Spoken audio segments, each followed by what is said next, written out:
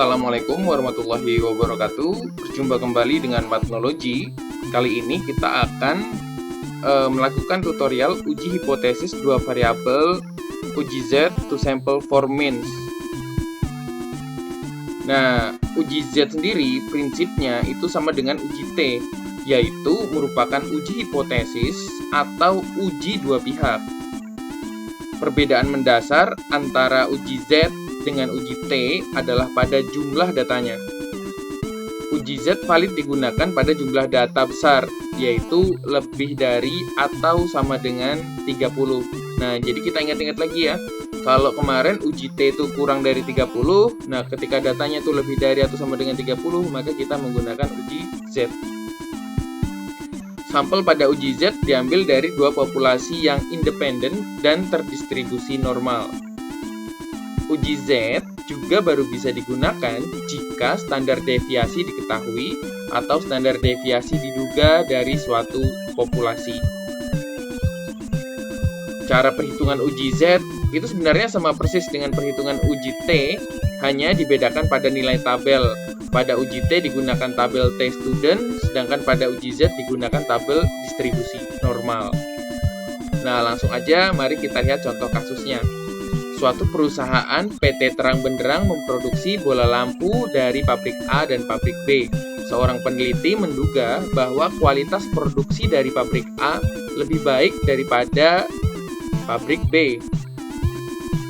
Untuk menguji pernyataan ini, peneliti mengumpulkan sampel dari pabrik A dan B dan mengukur berapa lama masing-masing bola lampu dapat menyala dalam jam sebelum lampu tersebut mati. Jadi di sebelah kanan sudah ada tabelnya ya, bola lampu dari pabrik A dan pabrik B. Bagaimana kesimpulan penelitian tersebut jika diambil alfa sebesar 5%? Asumsikan deviasi baku yang diperoleh dari sampel dapat mewakili deviasi baku populasinya. Baik, yang pertama kita pastikan kalau ini menggunakan uji Z ya. Yang pertama itu dari jumlah sampelnya ini lebih dari 30. Nah, pabrik A itu ada 30, pabrik B ada 32, jadi totalnya ada 62 ya, kan lebih dari 30. Dan dua variabel diperoleh dari sampel yang berbeda, dari sampel pabrik A dan sampel pabrik B.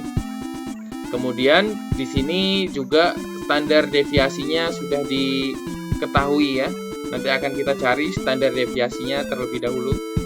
Maka di sini kita dapat memastikan bahwa untuk menguji H0 di sini nanti akan menggunakan uji Z to sample for means. Oke. Untuk langkah yang pertama kita akan merumuskan H0 dan H1-nya. Jadi dimisalkan μ1 adalah rata nyala lampu dari pabrik A dan μ2 adalah rata nyala lampu dari pabrik B. Nah, di sini diketahui bahwa kualitas produksi dari pabrik A lebih baik daripada pabrik B. Jadi itu adalah hipotesis dari si peneliti, maka itu hipotesis satunya adalah μ1 lebih dari μ2. Artinya kualitas produksi lampu dari pabrik A lebih baik dari kualitas produksi lampu dari pabrik B. Maka kita setelah ini bisa menentukan H0-nya, yaitu lawan dari H alternatifnya, yaitu μ1 kurang dari atau sama dengan μ2, atau berbunyi kualitas produksi lampu dari pabrik A tidak lebih baik dari kualitas produksi lampu dari pabrik B. Karena tadi H alternatifnya μ1 lebih dari μ2, maka nanti akan menggunakan uji satu sisi berupa sisi yang positif. Nah, untuk langkah yang kedua, berikutnya kita akan menentukan taraf signifikansi ya. Dari soal sudah diketahui alfanya sebesar 5% atau 0,05. Langkah ketiga kita akan menentukan uji statistik, tadi sudah kita tentukan, yaitu uji Z to sample for means. Langkah keempat menghitung nilai statistik uji. Di sini kita akan menggunakan Microsoft Excel. Jadi yang pertama masukkan dulu data tabelnya tadi ke dalam Microsoft Excel. Nah, kalau sudah dimasukkan data tabelnya tadi, maka langkah pertama adalah kita mencari standar deviasi dari masing-masing kolom, yaitu dari pabrik A dan pabrik B. Kalian dapat menuliskan sama dengan var.s buka kurung. Nah, itu kalian blok pabrik A dari poin nomor 1 sampai 30 ya. Kemudian juga bisa dicari varian standar deviasi ya dari kolom pabrik B dengan cara sama dengan var.s. Itu kalian bisa blok dari pabrik B yang nomor 1 sampai dengan nomor 32. Nah, kalau sudah seperti itu, kita bisa klik data, kemudian kita pilih data analisis, dan di sini kita pilih Z-test to sample for means dan OK. Maka akan muncul tampilan seperti ini. Kita masukkan untuk variabel yang pertama. Nah, variabel yang pertama itu adalah pabrik A. Ya, judul-judulnya itu sampai yang nomor 30. Jadi semua data kolom pabrik A dimasukkan. Nah, kita input saja. Kemudian untuk variabel 2-nya juga kita masukkan. Nah, itu semua yang kolom pabrik B, semua datanya kita input ya. Tapi standar deviasinya jangan sampai terinput tuh. Judulnya juga kita blok. Kemudian kita input nilainya. Nah, untuk hipotesis mean difference-nya kita isi 0. Untuk varians variabel 1, nah tadi kan sudah kita hitung tuh. Nah, nilainya kita masukkan. Nah, 48.022,4 ya. Kemudian untuk varians variabel 2 juga kita masukkan yang sudah kita hitung tadi, yaitu 57.846.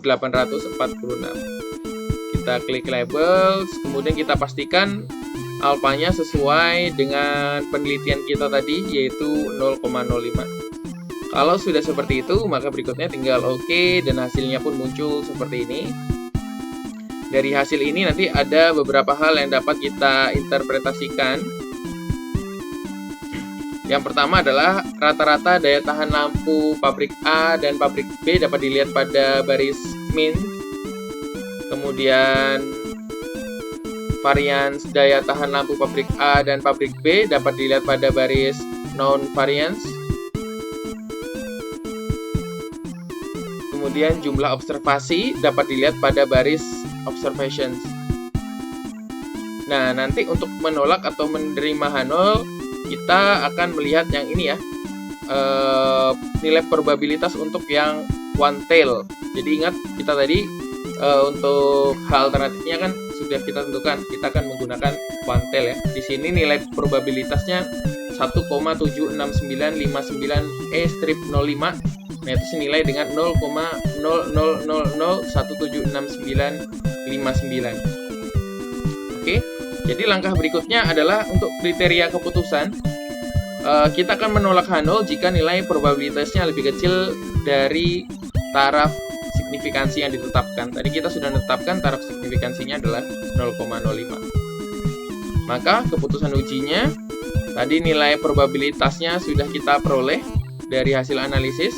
Kemudian taraf signifikansinya juga sudah kita tentukan.